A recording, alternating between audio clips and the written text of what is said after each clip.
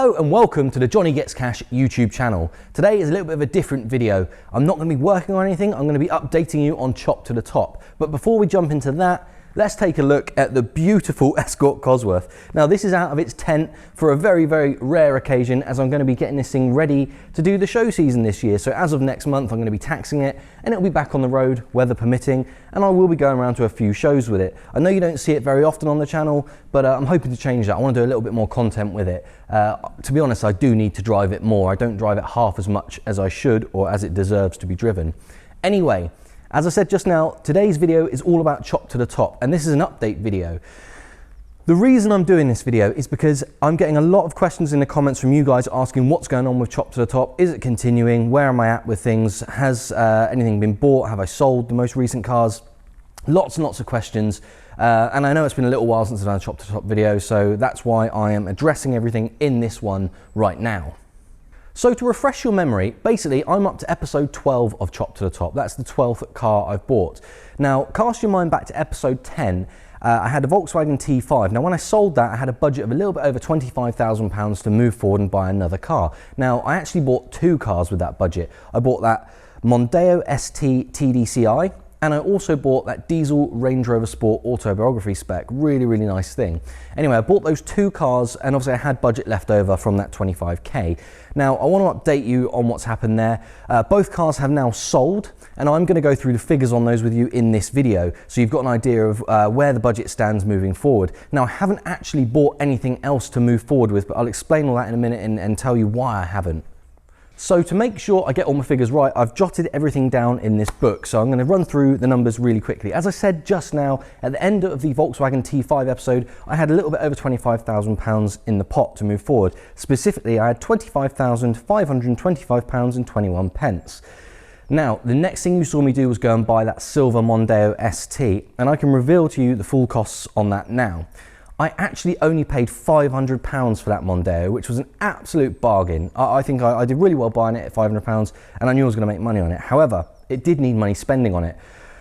I will give you a full breakdown of every penny that was spent on it and what it was spent on in the next episode where I'm moving on to the next car. But for now, I'll just give you the highlights. So I spent £500 on that Mondeo. I spent £562 and 6 pence on it to get it ready for sale. That means it owed me a total of £1,062 and 6 pence. Okay, so that's the total standing of that Mondeo at this stage. That meant in the pot, in the kitty, so the remaining pot, I had £24,463 and 15 pence. So I still had quite a large pot left over. And that is why in that video, I think it was episode 11, I did say, you know, I've got a lot of money left over. I'm going to go and buy a second car. And that is when I bought that Range Rover Sport. Now, I actually paid for that Range Rover Sport as it arrived here, £5,316. That's what I paid for the car. Again, I had to spend money on the Range Rover. So I spent £504 on the Range Rover, meaning in total that owed me £5,820. Okay, so I've still got the Mondeo, which owed me £1,062 and 6 pence, and now I've got the Range Rover, which owed me £5,820. So with those two cars on site owing me what they did, there was still £18,643 and 15 pence left in the kitty. So still a massive amount left in the pot. But I didn't want to go and buy a third. I thought I'll leave it at just having these two cars in stock. So you know what they both owe me, you know what was left in that kitty. Now then, I've sold both the cars, and I'll tell you what I sold them for.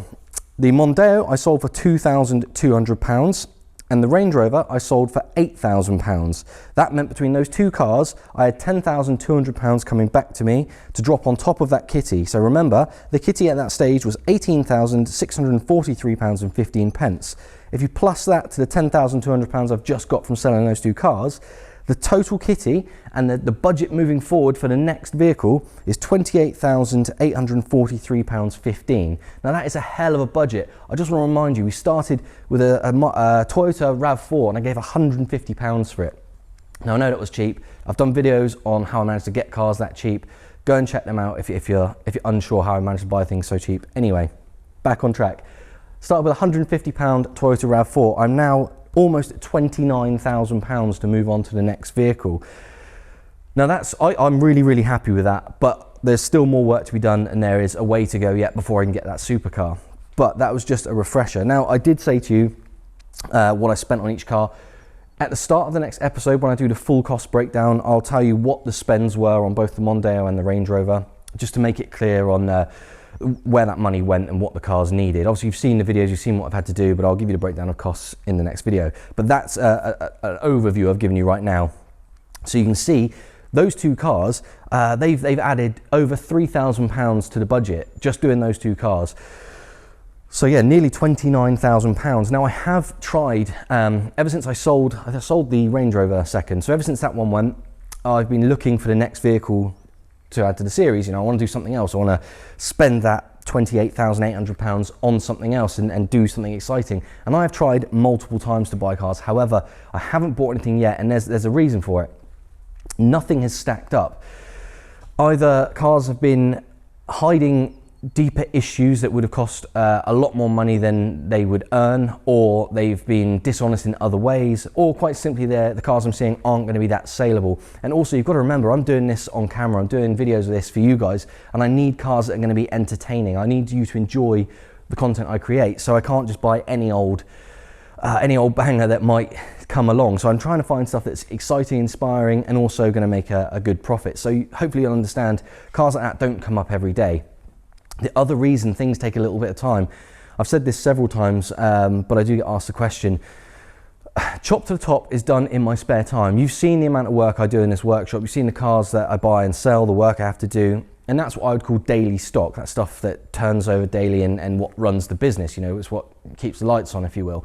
Chop to the Top is a hobby of mine. I do it in my spare time. So those cars are done when I'm waiting for paint to dry, or I'm waiting for parts to come in. So the episodes can take a little while to get to. Obviously, I'm aware it's annoying if you guys are waiting for the next episode and it's not coming out as regularly as some of my other content, but please understand, I do get them out as quick as I can, but it is done in my downtime, basically because I enjoy doing it, it's a bit of fun, and when I get that supercar, I'm gonna keep it, and that'll be my payment. So that's why that's taken a little bit of time.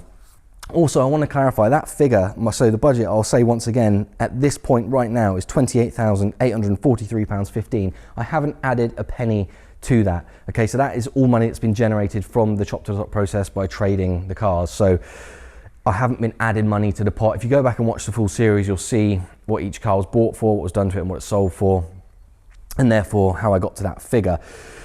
The way I calculate that basically is when I buy a car out of the budget, I spend, say, take one of these cars for example, when I had the 25,000 odd to spend, if I buy a car, in this case it was a £500 Mondeo, I'll spend the money to do it up from the budget also. Now when I sell that car, the total sale price gets added to whatever's left in the kitty, so the unspent budget, and that is the budget moving forward. So that's how it's calculated, just to clarify, because I've had a few people ask that question as well, and obviously I'm always wanting to be as transparent as possible. I don't make anything up. I give you the full story at all stages of this process, and I hope that helps to clear things up so you can see how it's all worked out. So basically, as I mentioned just now, I haven't bought another vehicle yet. It boils down to this.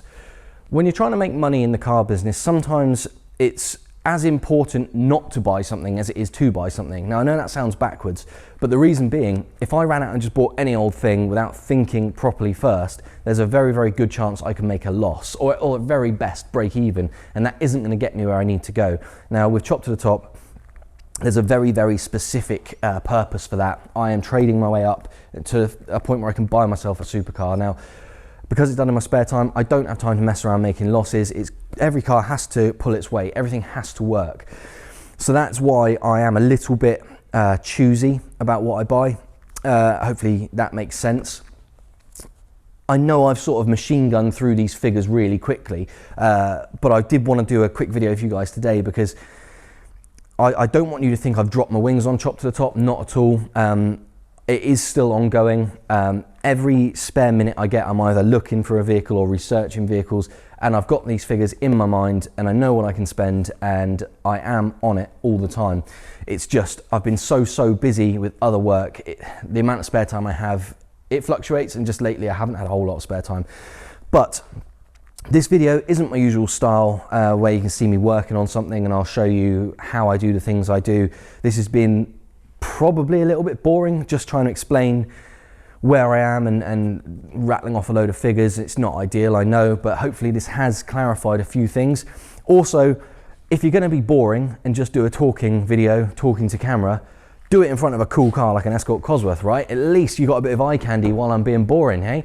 I could have done this sat in a transit van, you know, piece to camera. That wouldn't have been very exciting, would it? So I've tried to make it a little bit better than just a talking video by virtue of having this old girl here. Now, I said just now, I am going to endeavour to get some more footage of this car in the coming year. I only drive it in the summer months, obviously. That's just the way these cars have gone these days. You know, don't drive it in the salty, dirty, muddy weather.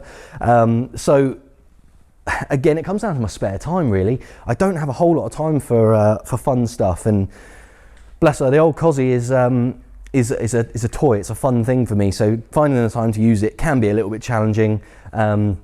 But I will try my best to get some more videos done with her this year. In the off season, so this year what I've had done so far, I've had a full service done on this, and I've had the radiator changed. I've upgraded that to an alloy rad. Now, I'm all for originality, but the old rad was starting to pinhole slightly, couldn't have that. So I've had it upgraded just because, you know, she needs to be looked after, and it's not a visual mod, it's not something that changes the way it looks, it's just something that's going to help her stay on the road for as long as possible. Other than that, I haven't really done anything. I haven't even cleaned her. She's just been in her tent waiting to come out. Now, as of next month, I will be taxing the car, and I will be using it, as I said, when weather allows. So if you want to see that, keep an eye on the channel. If you're not already subscribed, please consider doing so. You're going to see this. You're going to see what I buy next in Chop to the Top, which I'm hoping won't be very long, by the way. You're going to see various other comings and goings, and hopefully it's all going to be enjoyable stuff. So once again, I'm sorry this isn't my usual type of video, doing lots of work and showing you what I'm doing and how I'm doing it, but there was several comments and questions about Chop to the Top, and I really wanted to take this chance to address them.